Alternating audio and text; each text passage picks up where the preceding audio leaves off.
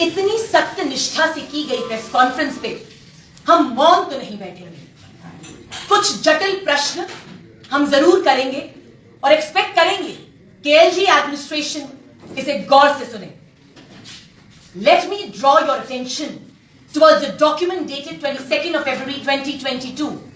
22 फरवरी का एक डॉक्यूमेंट है जिसमें additional chief secretary health and medical education department has prepared a memorandum for the submission to the administrative council.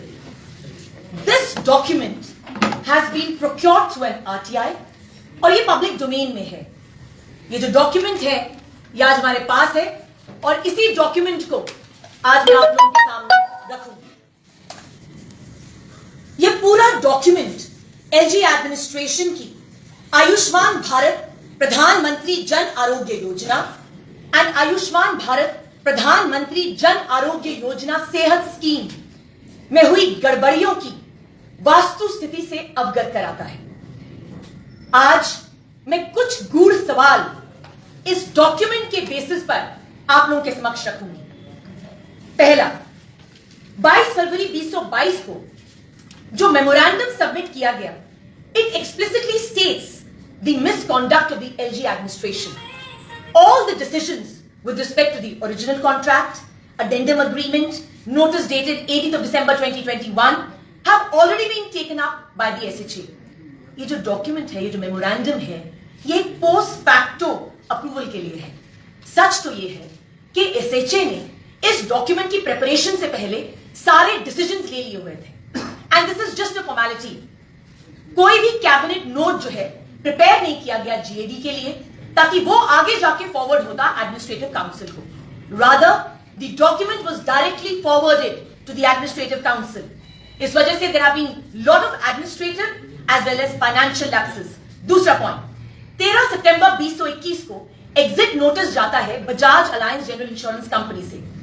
इस notice में कोई भी रीजन जो है बजाज अलायंस नहीं लिखता।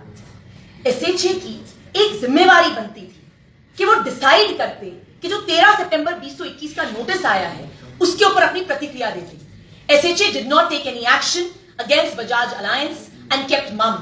हैरानगी की बात तो यह है कि 18 अक्टूबर 2021 को एक और चिट्ठी जो है बजाज अलायंस के जरिए आती है और इस चिट्ठी में वो क्या लिखते हैं? दे स्पेसिफाई कि 13 सितंबर की जो लेटर इशू हुई है, जो एग्जिट नोटिस इशू हुआ, वो इशू हुआ clause 29 of the old MOU पे और इसमें वो रेक्टिफिकेशन करते हैं कि अब इस चिट्ठी के माध्यम से वो क्लॉज 9 को इंकॉर्पोरेट कर रहे हैं और क्लॉज 9 के तहत जो है इस अग्रीमेंट से अपने आप को एग्जिट कर रहे हैं।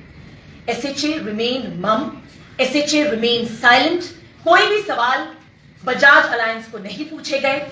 The exit notice was not made as per the original contract and the termination notice was also not given। तीसरा बहुत महत्वपूर्ण तथ्य, 22 फरवरी 2022 का जो मेमोरेंडम है वो स्पेसिफाई करता है financial implications. It is mentioned in that memorandum that the loss arrangement की वजह से जो टोटल एक्सचेकर को कॉस्ट किया, जो कॉस्ट होगा, जो कॉस्ट पड़ेगी, that will be approximately 43.5 crores and अगर 2 महीने की कैलकुलेशन की जाए तो it would tantamount to 85 crores approximately. 25 दिसंबर 2021 का जो अडेंडम अग्रीमेंट है, स्टॉप लॉस अग्रीमेंट, उसपे आप एडमिनिस्ट्रेटिव फी 15% डिसाइड करते हैं। एलजी एडमिनिस्ट्रेशन हमें जवाब दे कि ये एडमिनिस्ट्रेटिव फी 2%, 5% या 7% क्यों नहीं रखी गई? Why was 15% decided as a rate? Premium जो बेनिफिशियरीज को दिया गया, इसी अडेंडम एग्रीमेंट में लिखा गया, it tantamount to approximately 15 crore rupees। ये जो पूरा स्टॉप लॉस अग्रीमेंट बनाया, अरेंजमेंट बनाया गया, this was made to benefit Bajaj Allianz. चौथा तथ्य, the beneficiary families were increased. Secretary साहब अपनी प्रेस कॉन्फ्रेंस में बार बार कह रहे थे दैट बेनिफिशियरीज का जो डेटा है वो इनिशियली एक ही रहा, बट सच तो ये है, if you look at the original agreement में बेनिफिशियरीज तकरीबन 14 लाख थे और इसको बढ़ा के 21 लाख कर दिया गया, just so that to benefit the Bajaj Allianz General Insurance Company। Why was there an increase in the beneficiaries? ये explain करे LG administration। This has costed a lot of money to the state exchequer। पांचवा बहुत महत्वपूर्ण तथ्य, finance department की जो advice है जो इस आरटीआई की रिपोर्ट में बाहर आई है, इस फाइनेंस डिपार्टमेंट की एडवाइस हमारे माननीय एसएचए ने कभी माना ही नहीं। आई am reading out exactly what was stated by the finance department. सबसे पहले वो ये कहते हैं दैट स्टेट हेल्थ एजेंसी जो है उसने डिफॉल्ट ही नहीं किया है प्रीमियम के पेमेंट में। They have incorporated clause 9, clause 10, clause 23 and clause 27। वो कहते हैं इन क्लॉजेस के बेसिस पर 25 दिसंबर 2020 का जो एग्रीमेंट था उस पे बजाज अलायंस एग्जिट नोटिस दे ही नहीं सकती थी। The agreement was for 3 years. ये agreement 2023 तक चलना था। 12 महीने के बाद ये रिव्यू होना था और इसका रिव्यू म्यूचुअल एग्रीमेंट पे होना था, मगर कहीं भी दूर दूर तक म्यूचुअल एग्रीमेंट हुआ नहीं। एसएचए ने ये भी फाइनेंस डिपार्टमेंट ने ये भी एडवाइस करी एसएचए को कि आप जल्द से जल्द लॉ डिपार्टमेंट से अपनी एडवाइस लें, उनसे रिकमेंडेशन लें और उसी के साथ IRDAI को अप्रोच करें। अडेंडम कॉन्ट्रैक्ट में जो स्टॉप लॉस अरेंजमेंट है, फाइनेंस डिपार्टमेंट लिखता है that it is against the GFR rules of 2017। काफी सारे जो रूल्स हैं जनरल फाइनेंशियल रूल्स के फॉलो नहीं किए गए। वो ये भी कहते हैं that everything was made orchestrated without following transparent procedure। अंत में I'm going to read out the most pivotal line। Finance department कहता है that the stop loss arrangement was not in public interest।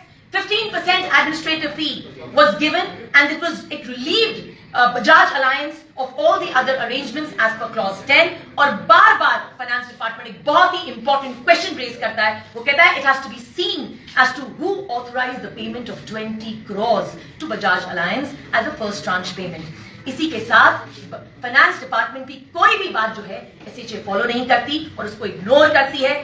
सबसे हैरानगीजनक बात तो यह है कि 10 दिसंबर 2021 को बार बार जो है एसएचए रिक्वेस्ट करती है बजाज अलायंस को अपना एग्रीमेंट कंटिन्यू करने के लिए, बल्कि सच तो यह है that they gave the exit notice and they should have been treated very well in the court of law. Rule 166 जो माननीय सेक्रेटरी साहब ने उसे मेंशन किया अपनी प्रेस कॉन्फ्रेंस में, this is rule 166 of the GFR 2017 rules, single tender inquiry. माननीय secretary साहब अपनी प्रेस कॉन्फ्रेंस में बहुत ही गूढ़ता और गंभीरता के साथ कहते हैं कि हमने ये जो स्टॉप लॉस अरेंजमेंट बनाया अंडर इमरजेंसी, हमने ये अरेंजमेंट बनाया। सच तो ये है the exigency was created by the government, there was no exigency, original contract था, आपको अडेंडम एग्रीमेंट बनाने की जरूरत नहीं थी। You should have pressurised Bajaj Allianz general insurance company to continue with that agreement.